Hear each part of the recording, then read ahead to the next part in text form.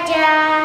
Ma wadda'aka rabbuka wa ma qala, walal akhiratu khairul laka minal ula, wala sawfa yu'tika rabbuka fatarda, alam yajidka yatiman fa'awa, wa wajadaka dhallan fahada, wa wajadaka ailan fa'auna, fa'ammal yatima fala taqhar, wa ammas sa'ila fala tanhar, wa amma bi ni'mati rabbika fahaddis.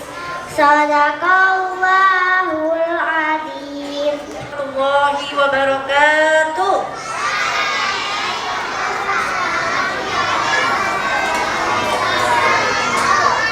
Anak solih. Siapa yang pengen jadi adik kayak Aida? Amin ya robbal alamin. Oh, ibu-ibunya juga mau kayak Aida. Ngaji di mana, Bu? Oh, di RTQ Firdaus ya. Alhamdulillah. Ini Kak Aida ini juara 1 Hafiz Quran RCTI. Tadi udah lihat ya. Masya Allah, pintar sekali. Sekarang kita panggil aja ya langsung ya Mbak Aida dan sekeluarga untuk maju ke atas panggung. Kasih semangat dong Mbak Aida. Panggil dulu. Bareng-bareng 1, 2, 3. Lagi.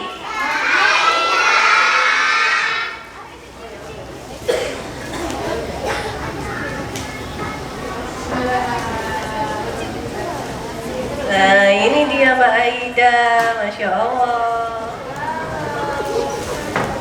Disapa dulu ya.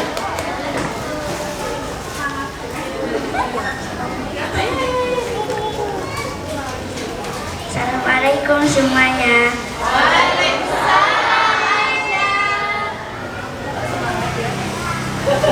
Mbak Aida mau ngaji dulu ya? Mau ngaji dulu apa? Duduk dulu wes. Duduk dulu Mbak Aida. Ngaji dulu.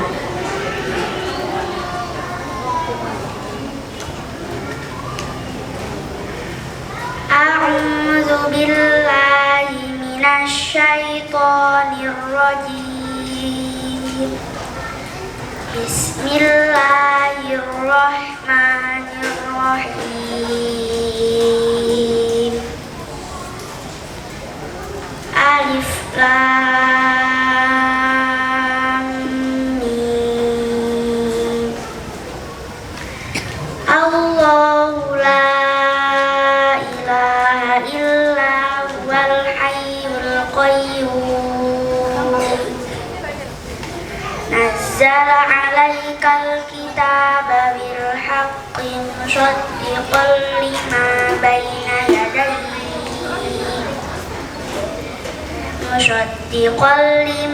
baina yadayhi wa anzalat tawrata wal injil min qablu dallin nasi wa anzalal furqan.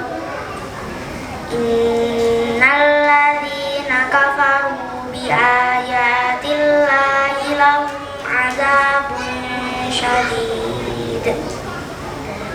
Wallahu azizun intiqam. Innallaha la yakhfa 'alaihi syai'un fil ardi wala fis sama'. Huwallazi yusawwirukum fil arhami kaifa yasha'. La ilaha illa huwal azizul hakim. Shadaqallahul azim. Ya Allah, makasih Mbak Ida. Sambil nunggu ayah sama bunda, manggilnya ayah sama bunda apa abah sama umi? Mana bintang? Ayah sama bunda.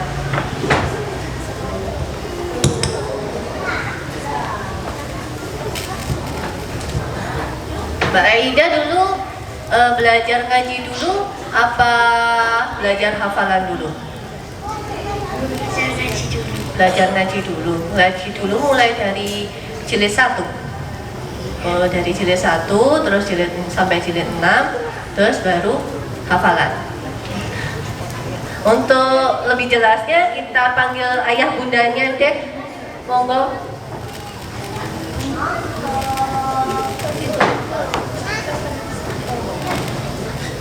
Nah, ini adalah ayah bundanya Mbak Aida. Sini Bu. Cukup. Ya. Ini alhamdulillah Bapak Ibu dan sekeluarga bisa hadir di sini di Islamic Book Fair. Ini kebetulan pesertanya ini Bu dan Bapak dari RTQ Firdaus, para santri dan wali santrinya, ya, dan asatid-asatidnya dari berbagai cabang. Saja sebagaimana layaknya ibu-ibu yang lain. Cuman dari awal kami menikah, dari awal kami Allah anugerahilah seperti dalam doa itu, Rabbi habli min ladunka rahmah, gitu. Berikanlah anak yang memang benar-benar Allah pilih untuk kami. Berikanlah anak yang memang memberi rahmat bagi kehidupan kami. Tidak ada niatan kami kalau kami punya anak harus jadi ahli Quran, tidak. Cuman kami sudah menjadi putra putri yang soleh. Berarti Mbak Aida diarahkan ke arah hafalan itu mulai umur berapa?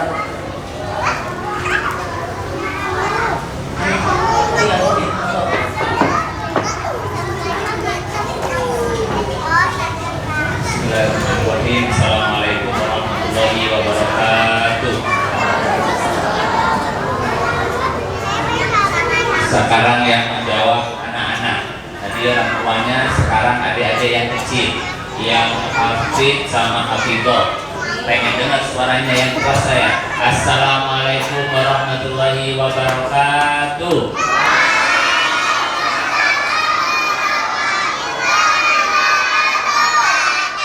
Alhamdulillahirrahmanirrahim. Wassalatu wassalamu ala asyrofil anbiya'i wal mursalin Sayyidina Muhammadin sallallahu alaihi wasallam. Amma ba'du. Mengarahkannya dari hafalan, langsung saya jawab. Bismillahirrahmanirrahim.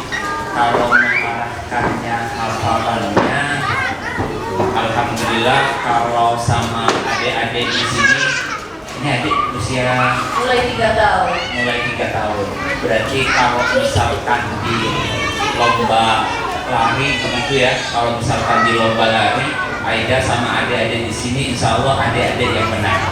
Karena adik-adik di sini 3 tahun sudah mulai diarahkan ke hafalan.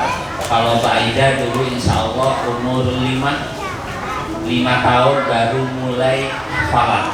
Jadi kalau mulai startnya awal, jadi insya Allah ini adik-adik di sini kayaknya yang sudah selesai duluan. Kalau bisa, kalau cepet-cepetan. Cuman kebetulan Aidanya sudah besar duluan, kemudian sudah masuk TV duluan, jadi Aida duluan. Jadi gitu aja. Jadi nggak ada bedanya sebenarnya.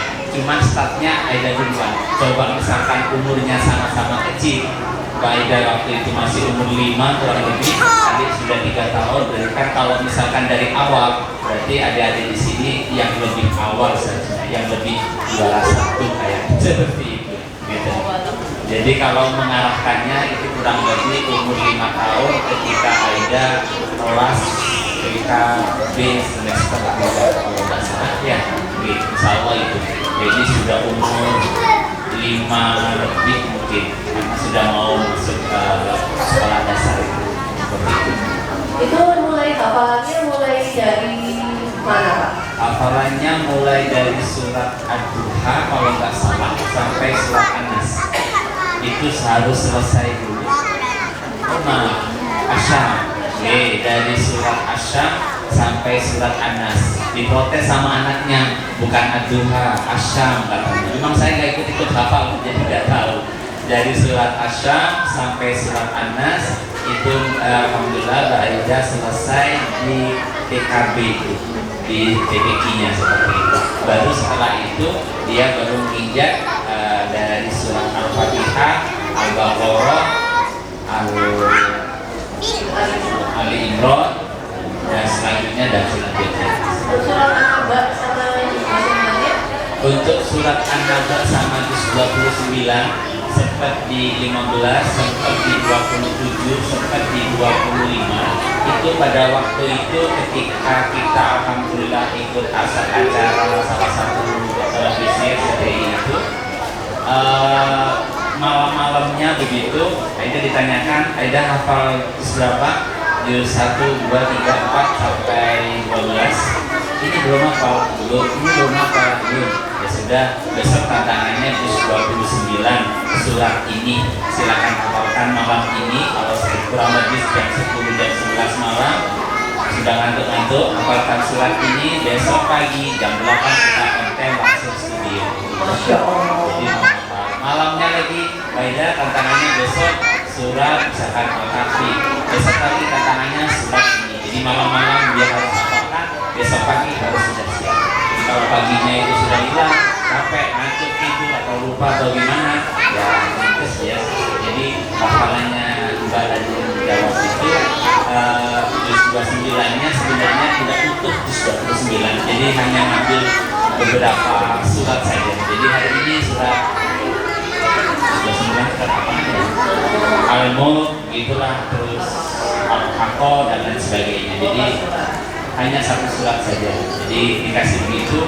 Jadi kalau sekarang ditanyakan apakah masih hafal, kayaknya sudah agak lupa karena pada waktu itu 2018 yang harus menghafal. Sekarang Aida lebih intensif dari juz 1 sampai sekarang dia dapat seperti itu. Gitu. Apa setiap juznya itu disemak sama seseorang gitu? Di tempat mengajinya dia tiap hari kan harus setor. Selain dia harus setor, dia pulang ke rumah harus murojaah. Mungkin begitu bahasa kita. Murojaah itu bisa setengah juz, bisa 1 juz, bisa 2, 3 sampai 5 tergantung kegiatan Aida sehari-hari. Jadi kalau kegiatannya agak kosong, maka berarti murojaahnya semakin banyak. Kalau hari-harinya agak padat, mungkin hanya setengah juz, 1 juz, mungkin dia ngaji. Kadang sama saya, kadang sama ibunya, kadang sama saudara sepupunya juga yang sama-sama ngaji juga seperti ini. Kalau nggak begitu, kadang saya carikan temennya, meskipun dia nggak hampir, saya kasih Quran, tolong lihatkan dia yang melihat. Jadi banyak apa ya? Banyak cara lah, yang penting dia tiap hari harus merolah. Minimal kalau kemarin minimal 2 juz, karena sekarang dia sudah agak banyak, jadi kita tingkatkan. Kemarin kita bikin kesepakatan, kita tingkatkan paling sedikit, coba sekarang 1 hari 3 juz. Tapi ini masih dalam masa-masa kayak penjajah gitu, karena dia juga kalau sudah kesana kesini 3 juz kayaknya nggak nyampe gitu, dia harus begitu di sekolahan bisa ngaji seperti itu. Kalau metode menghafalnya Aida seperti apa? Kalau bisa semalam langsung hafal pakai audio apa dibaca atau bagaimana metode menghafalnya? Metode menghafalnya sama seperti di PPQ-nya, kita cuma ikutin di tempatnya, itu hanya baca saja, baca berulang-ulang. Baca berulang-ulang. Yang membedakan mungkin mohon maaf, tiap anak di sini kan pasti punya dasar IQ yang beda-beda. Jadi setiap anak itu dalam satu surat harus berapa kali diulang sampai dia hafal satu surat tersebut. Jadi misalkan ada satu anak dia harus 10 kali baru hafal satu ayat. Ada satu anak baru 5 kali diulang dia sudah hafal ayat. Ada yang anak yang mungkin punya kelebihan baru baca 2 kali pengulangan dia sudah hafal. Jadi beda anak itu beda. Iya. Mbak Aida tuh dari surat ayat 1 sampai selesai diulang kembali ayat 1 atau ayat 1 berapa kali, baru ayat 2 berapa kali, atau bagaimana?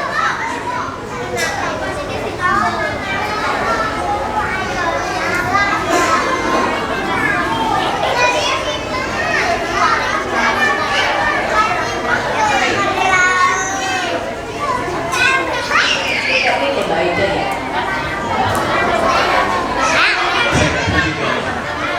Dia bacanya begini, ayat 1 dia baca beberapa kali, kemudian ayat 2 dibaca juga beberapa kali, melihat tingkat kesulitan ayat tersebut. Jadi ketika ayat itu agak sulit atau agak panjang, maka diulangnya agak banyak gitu ya, 3, 4, 5 sampai setengah halaman atau paling banter sampai 1 halaman. Nanti kalau udah sampai bawah baru dia ulang dari atas langsung sampai ke bawah, itu dia sudah cukup.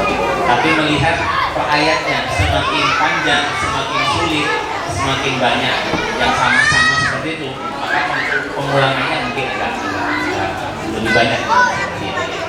Kalau seperti bacaan Yasin, kita kan 1 kali kan masih hafal Yasin, terus nggak hafal kurang lebih seperti itu. Kalau menghafal ya biasanya waktunya waktu apa pagi, kalau sehari gitu ya Kak, mulai pagi apa hafalan baru, murojaah ya siang, kalau kasih waktu dan manajemen waktu untuk murojaah dan hafalan barunya Mbak Aida bagaimana? Untuk manajemen waktunya dalam keseharian gitu Pak ya. Kebetulan Mbak Aida nggak punya waktu itu. Oke, jadi ala Aida itu waktunya ada waktu kosong, di situ tempatnya murojaah. Ada waktu kosong, di situ tempatnya dia menghafal. Jadi misalkan kalau yang pasti itu adalah ketika dia jalan, itu yang pasti. Jadi dia berangkat ke sekolah, dia pulang dari sekolah, berangkat ngaji, pulang ngaji, itu pasti ngaji. Jadi di kendaraan dia pasti ngaji karena lagi enak gitu. Karena kalau di rumah kadang belum lagi sama adiknya, belum lagi dia harus ada PR, jadi nggak menentu.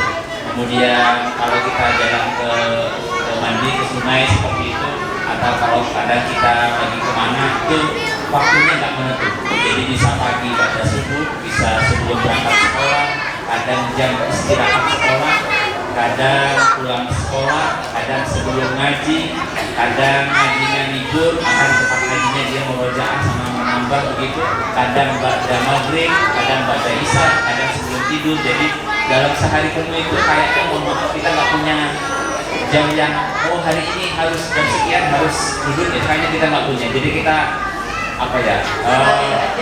Ya kita jalan saja, ini kosong, ambil Qurannya dia murojaah.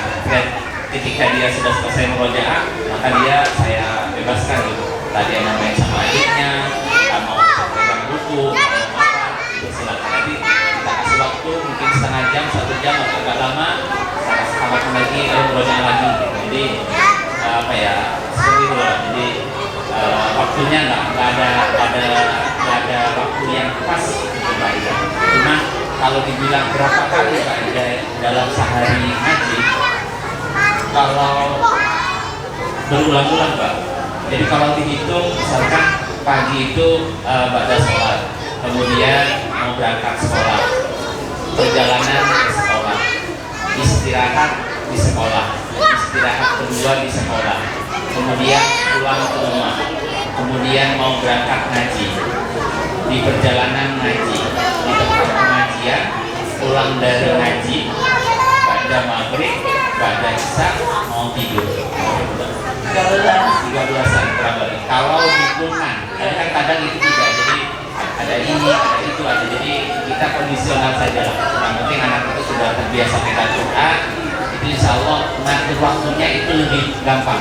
Yang repot itu adalah ketika anak mau pegang Quran, disuruh murojaah, dan masih harus tentang sama orang tuanya, harus kejar-kejaran, itu yang repot. Kalau sudah berjalan, itu agak gampang. Nah, itu tipsnya gimana Pak biar anaknya bisa nurut gitu diajak murojaah? Gantiannya. Ya, betul. Tipsnya gimana? Ya kadang-kadang ngomong males gitu. Lagi capek kan kemudiannya gitu. Ya itu capek. Pertama memang kebiasaan. Cuma kuncinya kalau anak-anak saya itu dia tidak capek, tidak apa. Jadi memang kami biasakan anak saya itu pagi sarapan, kalau sekolah bawa motor, pulang sekolah makan, terus pulang ngaji makan. Jadi perutnya selalu isi. Karena anak-anak ketika perutnya itu tidak lapar, dia akan terus semangat ngaji. Sekarang memang sudah terbiasa tadi. Dari kecil kan dulu sebelum apa Aida masih kata misalnya tadi itu belajar membaca itu dulu. Dari jilid 1, kebetulan kalau metodenya Aida kan jilid 1, 2, 3, 4, 5, setelah itu terus 27, kemudian Al-Quran, terus baru nanti ada senang dan seterusnya. Nah dari pembiasaan seperti itulah memang dari TPI-nya sudah terbiasa, kemudian kami biasakan juga di rumah sehingga anak itu tidak perlu harus tapi dia sudah punya kesadaran sendiri bahwa hari ini saya harus stop satu halaman atau satu lembar, maka dia akan melaksanakan kewajibannya menghafal dulu, baru setelah itu dia akan melakukan hal yang pembelajaran insya Allah dari kecil seperti ini biasanya untuk membaca apa saja. Dulu Mbak Aida tidak langsung lakukan juga, tapi membaca apa saja bahwa ya membaca buku, bahkan dari kecil masih digendong itu sudah saya belikan buku, di sobat, di apa, pokoknya dia sudah ingat bahwa buku bulan belum. Jadi dia sudah kebiasaan dengan buku, dan akhirnya dia belajar kalau saya belajar Al-Quran sampai sekarang. Semoga terus istiqomah. Jadi Mbak Aida belajar Al-Quran jilid 1 itu umur berapa? Kalau jilid 1-nya 4 tahun. Nah, seperti adanya kami masukkan ke TPI karena waktu itu ada target di tempat ngaji itu masih umur 9. Jadi saya masukkan kemudian 1 tahun selesai, setelah itu baru memang untuk menghafal di Aida memang belajar harus bisa baca. Kan ada mereka membaca, menghafalnya sendiri, membaca berulang-ulang seperti yang Aida sebutkan tadi, dibaca berulang-ulang, setelah dibaca berulang-ulang, nempel di hati dan pikirannya, disebut diucapkan. Tapi memang anak tipenya Mbak Aida itu memang penurut gitu, apa aktif juga? Insya Allah semua anak sama aktif harus, kalau nggak aktif nggak bisa. Aktif harus, cuma kami kita sebagai orang tua mengarahkannya, menjaganya, artinya satu pergaulannya bersama siapa mereka setiap hari. Insya Allah karena ini lingkungannya juga tinggi, teman-temannya yaitu insya Allah anaknya ini akan lebih tumbuh ya lebih baik. Kalau ini kan di lingkungannya tidak semuanya menghafal Quran, ngaji dengan ngaji, cuma tidak semuanya menghafal Quran. Jadi seperti ayahnya tadi kita harus mencarikan anak Aida di mana mereka sama-sama berjalan di jalan. Nah itu tadi sekilas tentang cerita tentang Bapak dan Ibunya Aida dalam mendidik Aida. Mungkin ada yang mau bertanya, silahkan menulis di kertas yang disediakan panitia ya. Silahkan dilakukan panitia kertasnya. Nanti langsung insya Allah saya kumpulkan dan nanti dijawab sama Bapak sama Ibunya Aida. Sambil menulis, siapa yang mau sambung ayat sama Aida?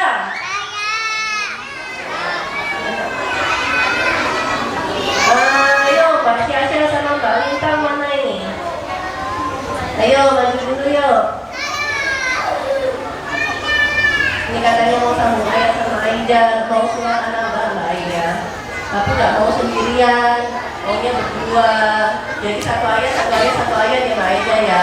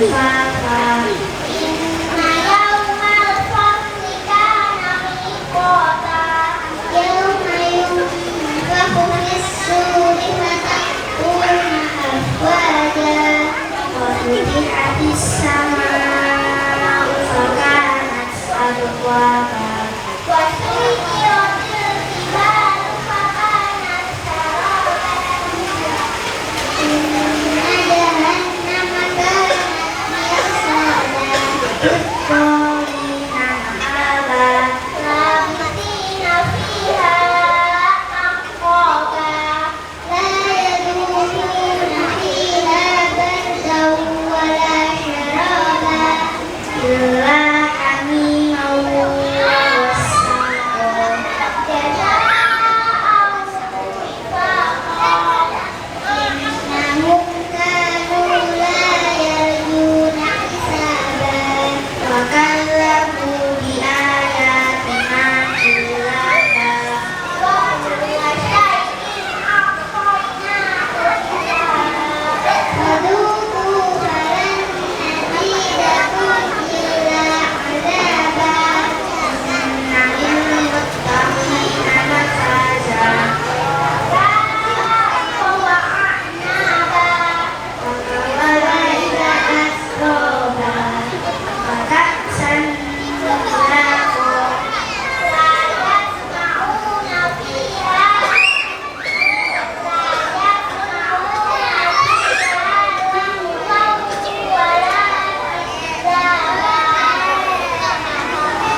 وكل شيء أحصيناه كتابا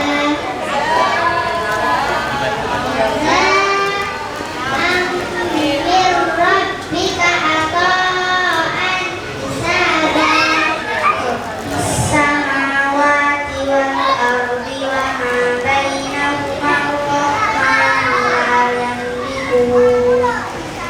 لا يملكون منه خطابا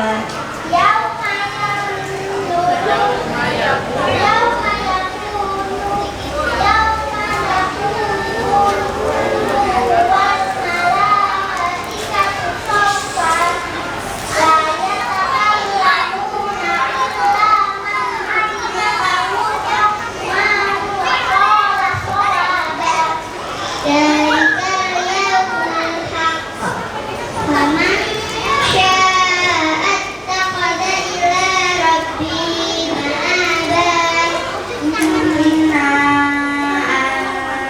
أنذرناكم عذابا قريبا يوم ينظر المرء ما قدمت يداه ويقول الكافر يا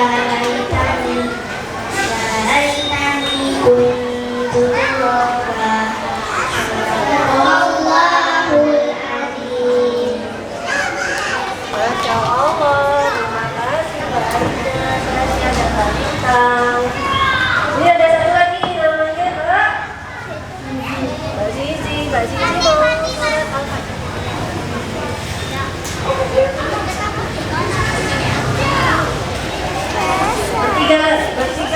Bertiga ya.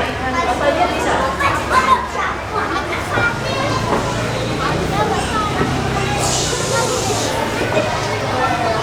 Apa aja ya?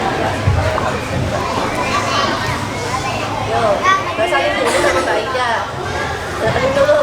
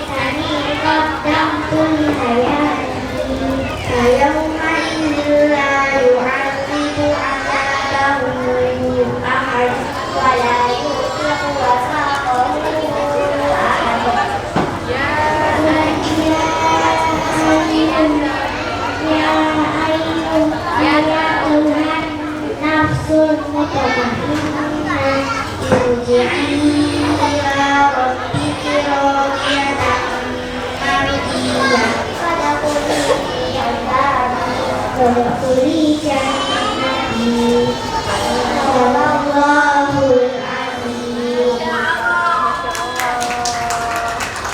Semangat ya.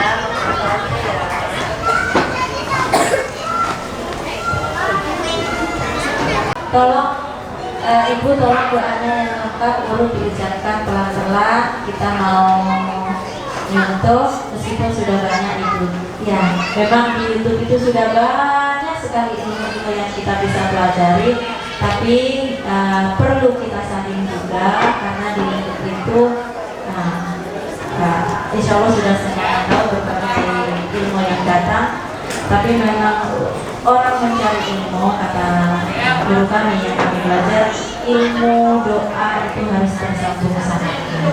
Seperti anak-anak ini kan belajar membaca Al-Quran harus ada gurunya. Belajar ilmu apapun harus ada gurunya. Karena apa, sebelum membaca Al-Quran, insya Allah sama gurunya disambungkan, akhirnya tersambung kepada Rasulullah. Doa, banyak doa dalam Al-Quran, Rabbana itu insya Allah. Dulu saya pernah dikasih doa sama guru saya ketika waktu itu saya masih aliyah, masih setingkat SMA. Berdoalah seperti ini sehingga kamu nanti bersama pasanganmu sampai dunia akhirat, dan insya Allah akan meraih putra putri solehah. Bismillahirrahmanirrahim. Allahumma inna nas'aluka ilman nafi'an wa rizqan wasi'an wa halalan thayyiban wa dzikran muqaddasan wa zawjan jamilan zahiran wa batinan wa aliman wa sholihan wa baqiyan fid dunya wal akhirah. Kita terakhir wa baqiyan fid dunya wal akhirah. Rabbana hab lana min ladunka rahmah innaka antal wahhab. Dan jangan lupa ibu-ibu silakan baca Fatihah untuk putra putrinya setiap hari sebagai semangat. Insya Allah putra putrinya menjadi putra putri solehah, senantiasa dibimbing oleh Allah, mendapatkan rahmat dari Allah, membawa kita menuju jalan Allah. Amin ya rabbal alamin.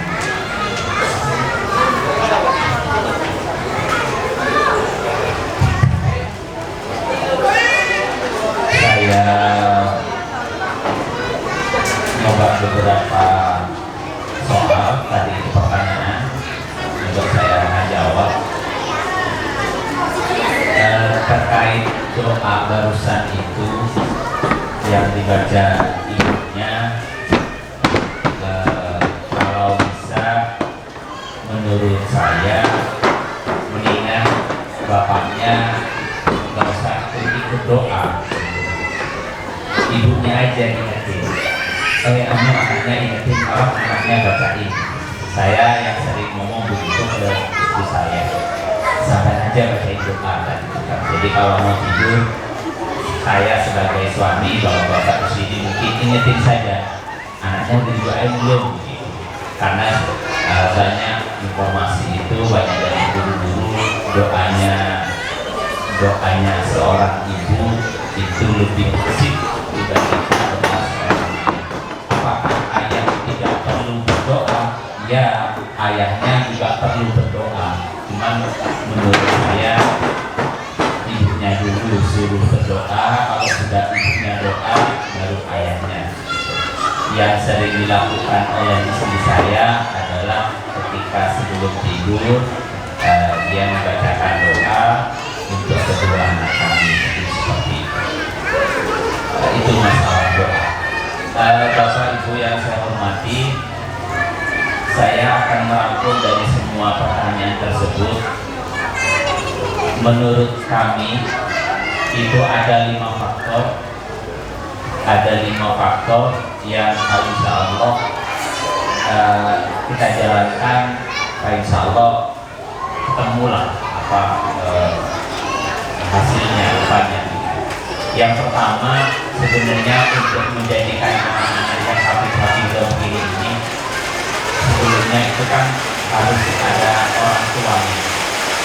Jadi saya pikir orang tuanya dulu ditata betul niatnya, orang tuanya itu menyampaikan visi misi mau dijadikan apa keluarga saya, orang tuanya, ayahnya mencari nafkah itu nyari nafkah yang benar, ibunya juga ketika di rumah atau meskipun ibunya juga punya karir di luar juga punya visi misi juga punya tujuan anak saya yang mau dipakai.